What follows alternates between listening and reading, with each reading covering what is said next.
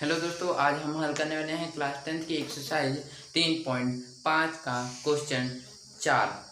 तो इसमें जो 4 है, इसका पहला सवाल दिया हुआ है कि एक छात्रावास के मासिक व्यय का एक भाग नियत है तथा शेष इस पर निर्भर करता है कि छात्र ने कितने दिन भोजन किए हैं। यानी कि एक छात्रावास है, उसके मासिक व्यय का भाग जो है, मतलब कि एक महीने का जो धन का मूल्य है वो एक नियत है, परंतु तथा शेष इस पर निर्भर करता है कि छात्र ने कितने दिन भोजन लिया और इसके अतिरिक्त उसने कितने दिन भोजन लिया इस पर निर्भर करता है।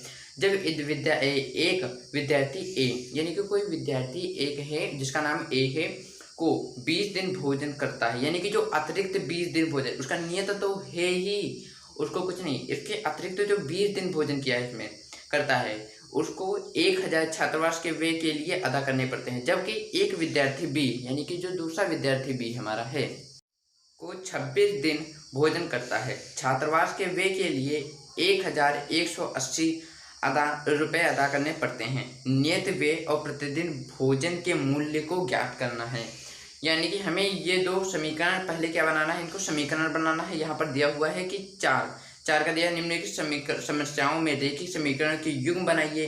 यानी कि हमें इनको युग्म के रूप में बनाना। अगर आपने पिछली वीडियो हमारी देखी है तो आपको इन युग्मों को बनाने में आपको तनिक भी दिक्कत नहीं होगी। और फिर उसके बाद बताया गया है कि और उनके हल किसी बीजगणितीय विधि से ज्ञात करना है। यानी कि हमको जो हमने 3 विधियां बताई है, नंबर 1 प्रतिस्थापन विधि, विलोपन विधि और ये वृत्त गुणनखंड विधि, तो आपको क्या करना है, इन तीनों में जो आपको सरल लगे आप उस विधि से हल कीजिए। हम इसे विलोपन विधि से हल करेंगे कि विलोपन विधि जो हमारी सबसे सरल और सबसे छोटी विधि है। तो हम पहले समीकरण इनको बना लेते हैं। तो यहाँ पर दिया हुआ है, पहले आपको देखना है क्या पूछ रहा है। यहाँ नियत व्यय और प्रतिदिन के भोजन के मूल्य क्या व्यय, यानी कि हम यहाँ लिख लेंगे माना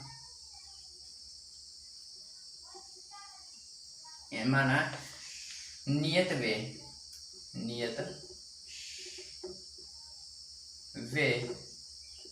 भोजन का मूल्य बराबर क्या मान लेंगे, x मान लेंगे।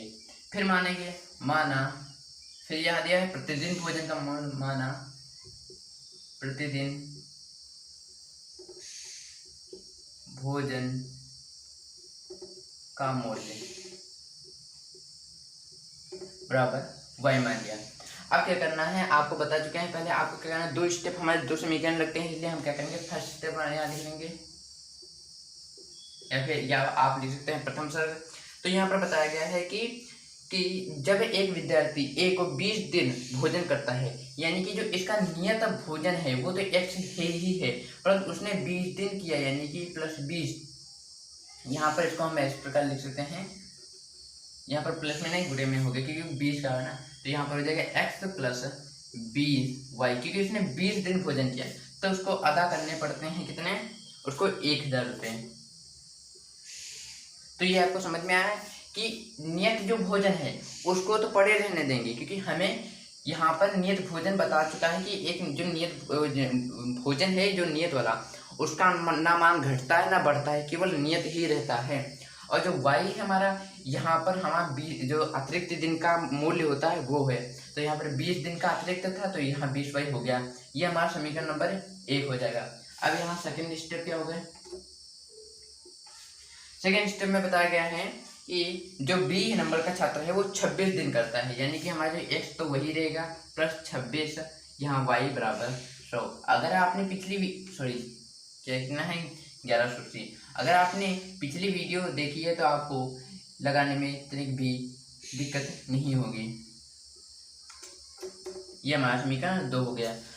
अब इसके बाद क्या करेंगे, इन्हें विलोपन विधि से हल करेंगे। तो यहाँ पर लिख देंगे विलोपन विधि।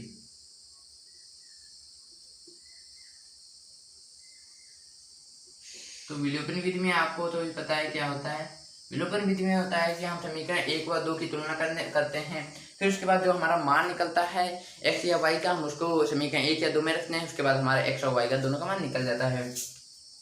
यह विलोपन विधि लिख देंगे क्योंकि यहाँ पर बताया गया है किसी भी कर सकते हैं, तो आपको पहले बताना होगा कि ये विलोपन विधि से हल करने जा रहे हैं। तो यहाँ पर क्या होता है, लिखेंगे समीकरण 1 व 2 को घटाने पर या फिर तुलना करने पर आप कुछ भी लिख सकते हैं। घटाने पर तो हमारा क्या है, x प्लस 20y बराबर 1000, x प्लस 26y बराबर 1180। यहाँ पर फिर इसको घटा देंगे, ये माइनस का है ये प्लस है तो माइनस का प्लस है, यानी कि विपरीत चिन्ह लगते हैं तो यहाँ पर ये एक्सेस कट जाएंगे। 26 में से 20 गए तो हमारे माइनस के 6y बचेंगे बराबर इधर 1180 में से 1000 गए तो हमारे 180 बचेंगे।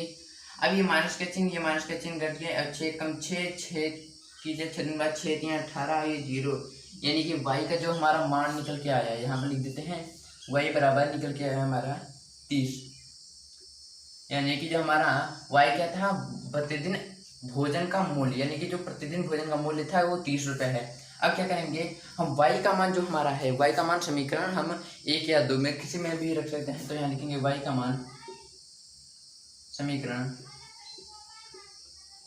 1 में रखने पर, तो हमारा समीकरण 1 दिया हुआ है x प्लस 20y बराबर 1000, x प्लस 20y बराबर 1000। तो यहाँ पर हम x प्लस जो 20 y का मान दिया हो, y का मान हमारा मान दिया है 30, तो यानी कि 20 गुणे 30 बराबर 1000। तो यहाँ आ जाएगा x प्लस, यहाँ 2 3 6 0 0, ये हो गया।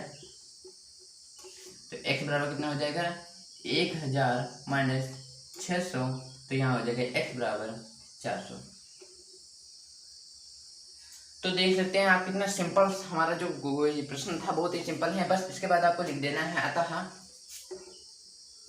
कि मतलब आपको बता देना है कि हमारा ये निकला है। तो अतः नियत भोजन का मूल्य, जो आपने x माना था, नियत भोजन का मूल्य